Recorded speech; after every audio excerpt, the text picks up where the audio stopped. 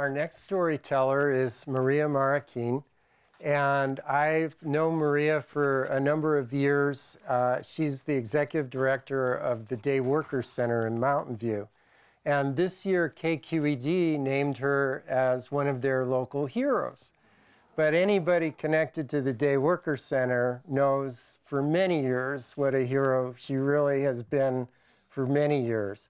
She herself was a day worker not that long ago in 1999 and joined the staff at the Day Worker Center in 2002. But to so many people I got to know at the Day Worker Center, she combines, gosh, being a mom and a cheerleader, and literally a cheerleader at the soccer games, and just the kind of person that I wanted on the stage because you're going to love who she is. So here you are. Thank you, Elliot. Hi, can you hear me? Okay, well, thank you for very kind introduction. So, yes, I came to this country in January 6, 97, with my only son, Angel, teenager then, and very tired in the whole sense, emotionally, financially, physically, for a fight and a lot of struggles in my country. I decided to come on vacation and just relax and come back to my country and start all over again. But being here, I couldn't live anymore. I immediately fall in love for these wonderful people. I have been so happy since then, and I'm just so grateful. So I came with my relatives in the Bay Area, Redwood City. And then I overstayed. So I came, my story is not dramatic at all, so I'm related with real heroes. I'm not. I'm just lucky one. I came in airplane, so very easy, and came to with my wealthy family. But I decided to overstay my visa, and then start looking for work. And one of my jobs was selling pans and pots, and so things for cooking. And I still remember knocking the doors in San Francisco, very difficult area for people who doesn't speak English at all. But you need to do that, you need to do. And then I also, another thing that did to survive was sell tamales. By the way, I don't know how to make tamales still, but I have a good coach, my cousin, and she made the tamales, and with my son knocking the door, just all the area in Redwood City, just selling tamales and just get some income from there. Then after a while, just realizing selling tamales wasn't enough to pay my rent, so I started working as in one thrift store, secondhand store here in Redwood City.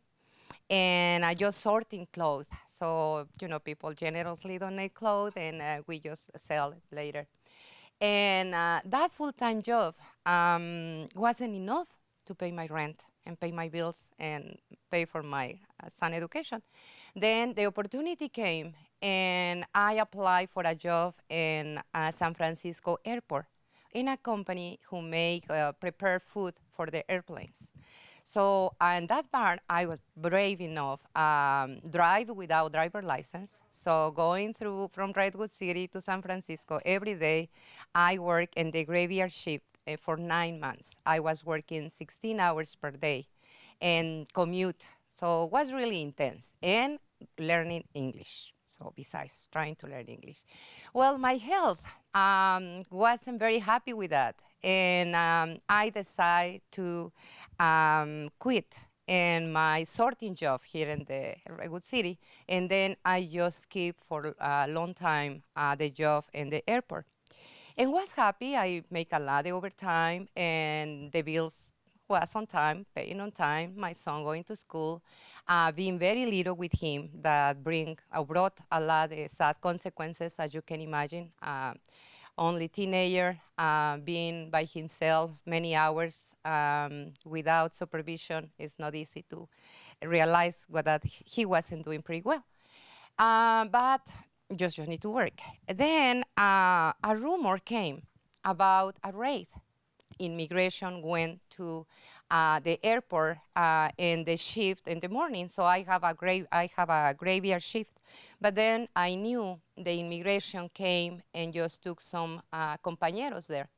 And then since then was just living in constant fear. So really, the title of my presentation is Ice Makes Me Shiver. Definitely, literally, literally.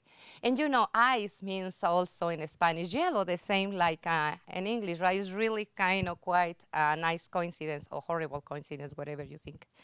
And then I remember I just was having even nightmares. So just I have in my mind, I have a perfect way to escape to the raids. How I'm going to do it? Okay, I'm going to lock myself into the freezer, right? And then nobody will know I'm there.